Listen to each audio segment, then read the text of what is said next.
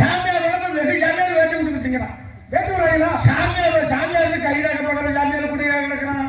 சில பேருக்கு இந்த வைத்தீஸ்வர முறையில காண்டேஸ்வரி மகனும் கூடிய கத்துக்கிட்டு இருக்கான். அது ஒரு சாமியார். சாமியார் பெருமானந்த சாமியார் கெடுத்தான், நித்யானந்த சாமியார் கெடுத்தான், தர்மானந்த சாமியார் கெடுத்தான்.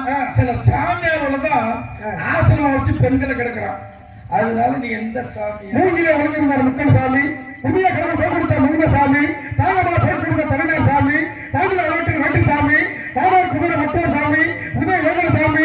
இந்த சாமி பொதுநல தொண்டன் தொண்டை உலகத்துக்கு வாழ்ந்த வீரர்கள். பொதுநல தொண்டன் சொன்னிய பொது என்பது என்ன, தொண்டு என்பது என்ன? பொது நாடகத்துல நிறைய பேர் பேசுவாங்க. நான் ஒண்ணுகிட்ட ஏன் நான் பேசுறேன், நிறைய படிச்சு நீ.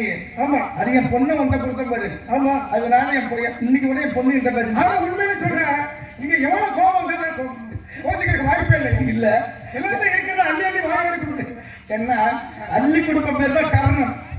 ஆமா, அந்த கர்ணனே ஒரு சில தப்பு பண்ணிட்டான். என்ன தப்பு பண்ணான்? கர்ணன் தப்பு பண்ணா என்ன பண்ணான்? தானத்துல சிறந்த தானம் அன்னதானம்.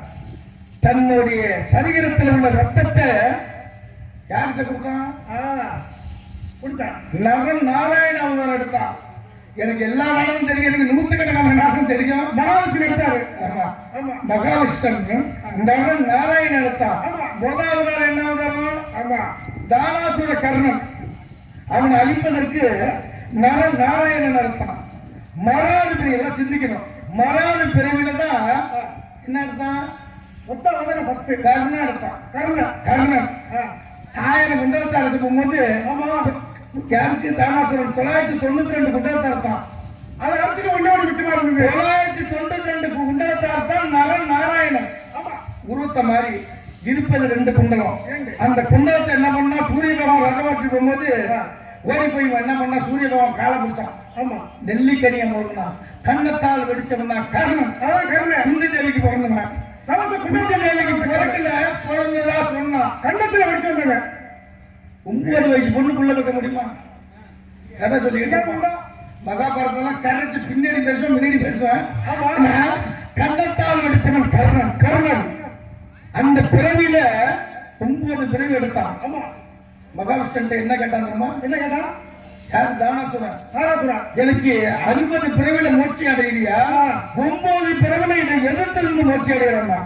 9 பிறவிக்கு முதல்ல தானாசுரன், இரண்டாவது கர்ணன், மூணாவது சிறுதுண்டன். அன்னதானம் படையில் நாடகம் நடத்திட்டு இருக்கான். எங்க சித்திரபதி சாமி சொல்லலாம். சிறுதுண்டன் நாயகன். அடுத்த பிறவி என்ன பிறவி? அடுத்த பிறவி இல்லையா? சொல்லுங்க. 9 பிறவி: அவதாரம், கூர்ம அவதாரம், பராகவதாரம், எரணியாட்டுதல். அடுத்த பிறவிதான் ராவணன், கும்பகர்ணன், இந்திர சித்தாக 9 பிறவி எடுத்தான்.